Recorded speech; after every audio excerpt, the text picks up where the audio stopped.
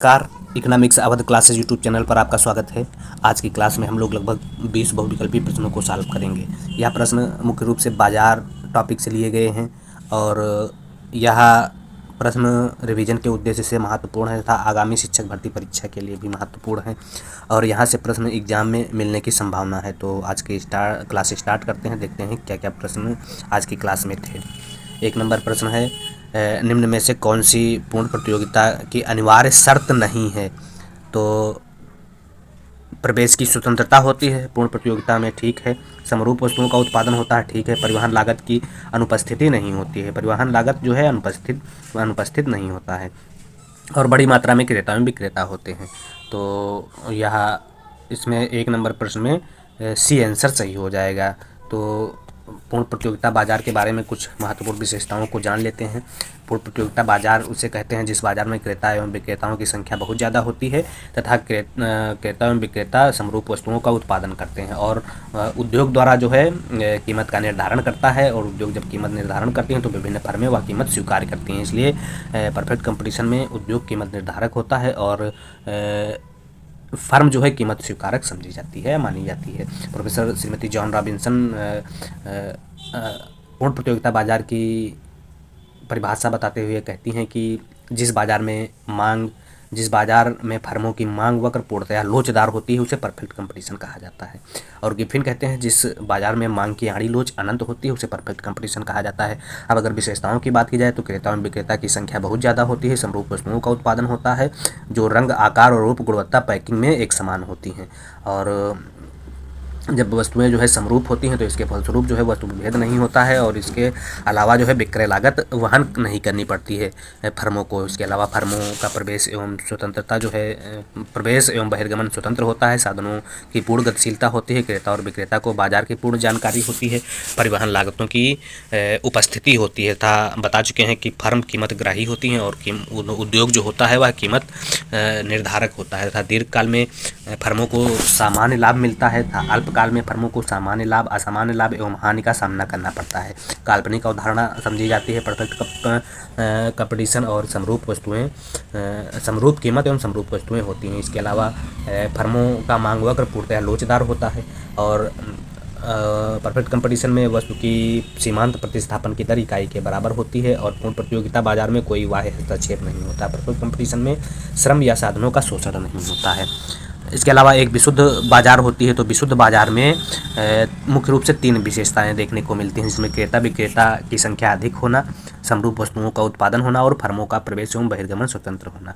और अगर इसके अलावा 2 विशेषताएं इसमें और जोड़ दी जाएँ तो वह विशुद्ध प्रतियोगिता जो है पूर्ण प्रतियोगिता बन जाती है। 2 विशेषताएं कौन सी जोड़ने पर विशुद्ध प्रतियोगिता पूर्ण प्रतियोगिता बन जाती है? वह 2 विशेषताएं हैं बाजार की पूर्ण जानकारी और साधन पूर्णतः गतिशील होना इसमें जोड़ दिया जाता है। पूर्ण प्रतियोगिता के एग्जाम्पलों की अगर बात की जाए तो कृषि पदार्थ को शामिल किया जाता है परफेक्ट कंपटीशन में, सोना और शेयर। यह परफेक्ट कंपटीशन मार्केट के एग्जाम्पल हैं। कृषि पदार्थ, सोना और शेयर जो है परफेक्ट कंपटीशन मार्केट के एग्जाम्पल समझे जाते हैं।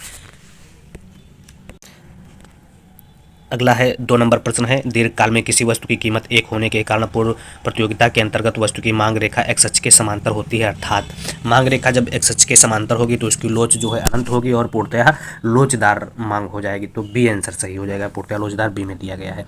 अगला प्रश्न है, दीर्घकाल में पूर्ण प्रतियोगिता होगी। तो दीर्घकाल में पूर्ण प्रतियोगिता के अंतर्गत यह ऐसी स्थिति मिलती है, यह MC, LMC और LAC,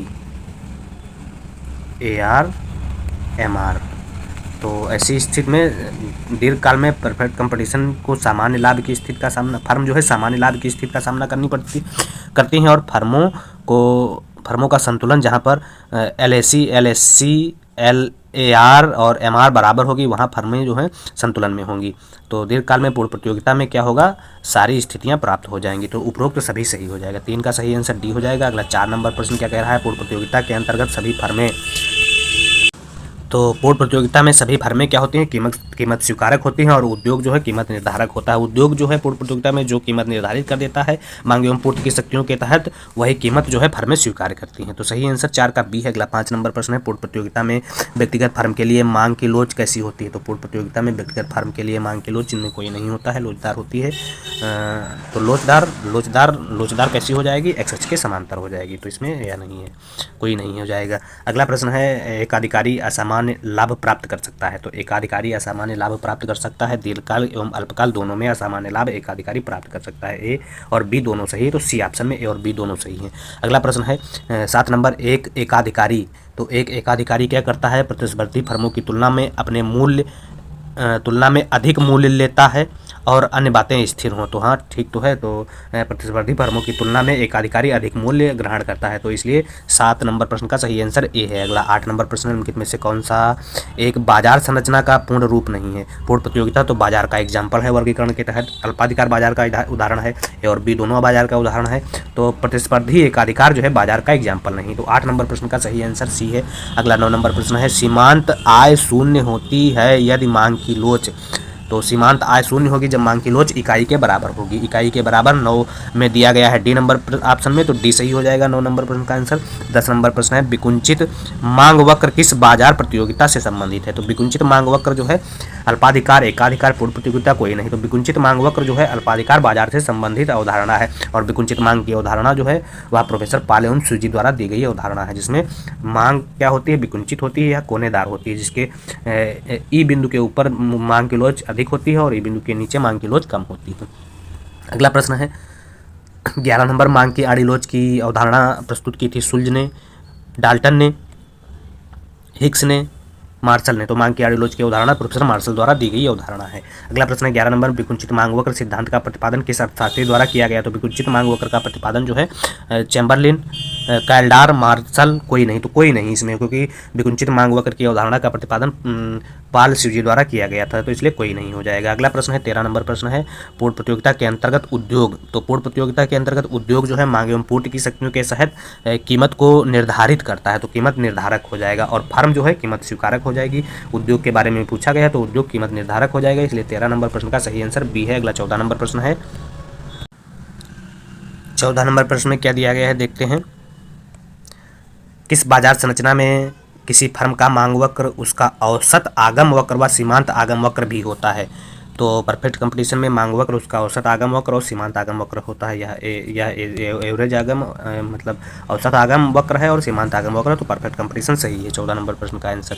अगला 15 नंबर प्रश्न है, निम्नलिखित चित्र की सहायता से सही उत्तर चुनिए। तो जब D0 से D1 की तरफ बढ़ता है प्राइस स्थिर या होने पर मांग की मात्रा, तो ऐसी स्थिति को क्या कहते हैं, मांग में कमी कहते हैं, मांग में कमी हो रही है। तो 15 नंबर प्रश्न का सही आंसर सी है। अगला 16 नंबर प्रश्न है, एक वस्तु बाजार में संतुलन की शर्त होगी। तो जब मांग एवं पूर्ति बराबर होगी तब वस्तु बाजार में संतुलन की शर्त होगी। यह जहाँ एक दूसरे को काटेंगे, यह डिमांड है या सप्लाई है, तो जहाँ डिमांड और मांग एवं पूर्ति एक दूसरे को काटेंगे, जहाँ पर बराबर होंगे वहाँ पर संतुलन की शर्त होगी।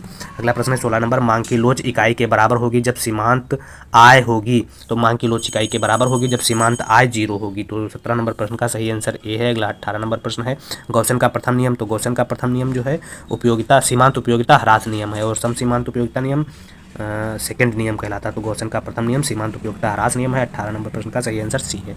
अगला 19 नंबर, विनियोग गुणक बराबर होता है। तो 1/1 - MPC के बराबर होता है, तो यह गलत हो जाएगा। MPS दिया है 1/MPS, यह भी गलत है, तो इनमें कोई नहीं होगा। गुणक का मान जो होता है वह होता है के बराबर। गुणक के 2 सूत्र होते हैं मुख्य रूप से, एक तो के बराबर होता है 1/1 - MPC और एक होता है के बराबर 1/MPS। तो इसमें कोई नहीं दिया गया है, तो इसमें कोई नहीं हो जाएगा। यहाँ पर MPS दिया गया है, यहाँ MPC उल्टा कर दिया गया है, तो 19 का सही आंसर डी हो जाएगा। अगला 20 नंबर प्रश्न है, सीमांत उपभोग प्रवृत्ति यह 0.8 है। तो सीमांत उपभोग प्रवृत्ति 0.8 है, तो मान होगा के का मान क्या हो जाएगा। तो के का मान ऐसी स्थिति में सीमांत उपभोग प्रवृत्ति, सीमांत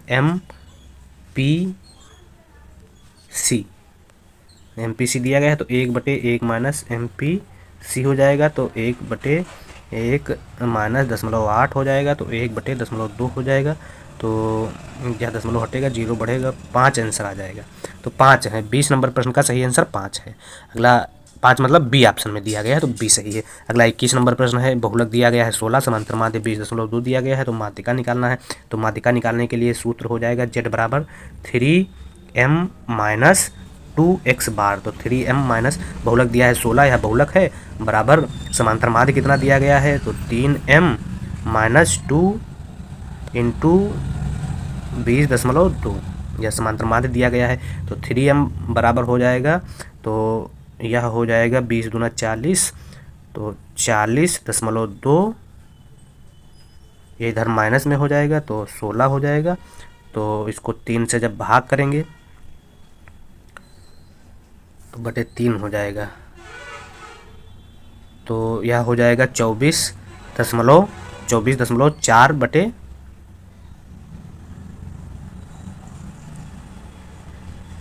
24.4 का है, हो जाएगा 24.6 आंसर बटे 3 हो जाएगा। तो यह 8.13 आंसर आ जाएगा, और 8.13 दिया ही नहीं है इसमें, तो इनमें से कोई नहीं हो जाएगा 21 नंबर प्रश्न का आंसर। अगला 22 नंबर प्रश्न में क्या है, निम्न चित्र की सहायता से बाजार या प्रतियोगिता से संबंधित है। तो यह बाजार किस बाजार से संबंधित है, निम्न चित्र किस बाजार या प्रतियोगिता से संबंधित है, तो यह पूर्ण प्रतियोगिता से संबंधित है, इनमें से कोई नहीं हो जाएगा। क्योंकि परफेक्ट कंपटीशन में AR-MR वक्र जो है एक्स अक्ष के समांतर होता है, मांग की लोचन अंत होती है, और यह क्षैतिजीय होता है। तो इस प्रकार से परफेक्ट कंपटीशन में यह आरेख जो है परफेक्ट कंपटीशन से संबंधित है।